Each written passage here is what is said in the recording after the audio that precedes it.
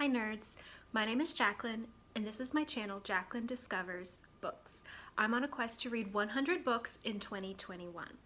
So, Nonfiction November is upon us.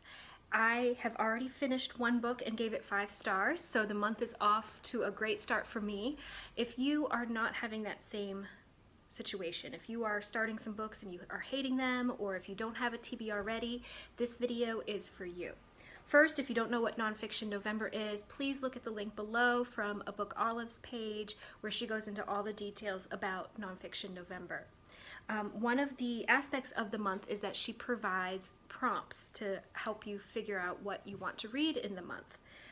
Now, admittedly, I didn't really use the prompts very well. With my TBR this month, I kind of just picked the books I really wanted to read and that were available to me. But I do have a few suggestions for you of books that I've read throughout the year already that would fit into the prompts that were given. So I want to just quickly give you some ideas if you are stuck, if you're not liking what you're currently reading, if you didn't plan a TBR for the month. Okay, so let's get started. The first prompt is industry. And one of the best things about this Nonfiction November is that the prompts can be interpreted however you want. So for industry, I interpreted this as like industriousness, work, and the book suggestion I have for you is called The $100 Startup.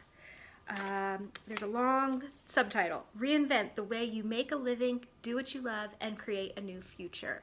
So the author, what they did was they studied, I think, 1,500 people who started businesses, and then they went down to about 50 case studies of people who started with less than $100 and are now making at least $50,000 a year.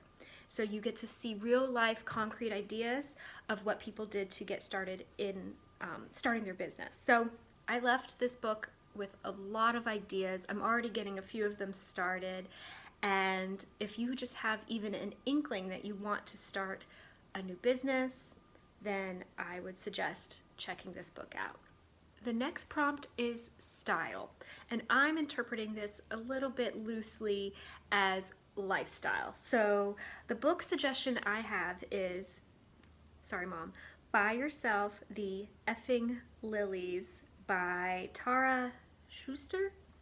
And this book is full of ideas of how to reparent yourself, how to create good habits for yourself. The author is so funny and endearing and sweet, and so it's just easy to take the advice from her. I really suggest this book if you are looking for just a pick-me-up, a book that will give you some suggestions to help you in your everyday life.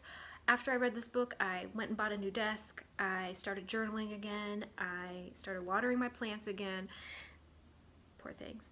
So I definitely suggest this book for you if you are looking for some changes in your day-to-day lifestyle.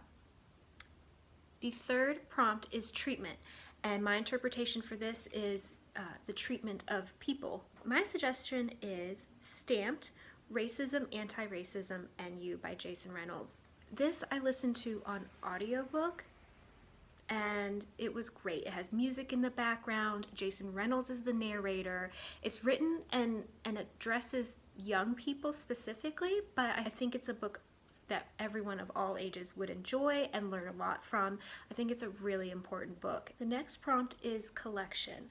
And I have 2 books here by the same author that are collections of essays. And that is, I have Bad Feminist and Hunger, both by Roxane Gay. Roxane Gay has quickly become one of my favorite authors this year, and she just writes so beautifully. She's so vulnerable as a writer. Bad Feminist obviously does talk about feminism and being a woman in the world today, and Hunger specifically talks about her body, her relationship with her body. She does talk about some sexual assaults that had happened to her, about her weight, about how she is perceived in the world. It's just so vulnerable and so great, and I just feel like I know her really well, and she's just a really great author, and I hope to read more of her work in the future. So those are my suggestions for the prompts for the month of Nonfiction November. I hope that they help give you some ideas if you are stuck. I can't wait for the end of the month where we can share what we read and how we felt about the books. And so I will see you then. Until then, bye-bye.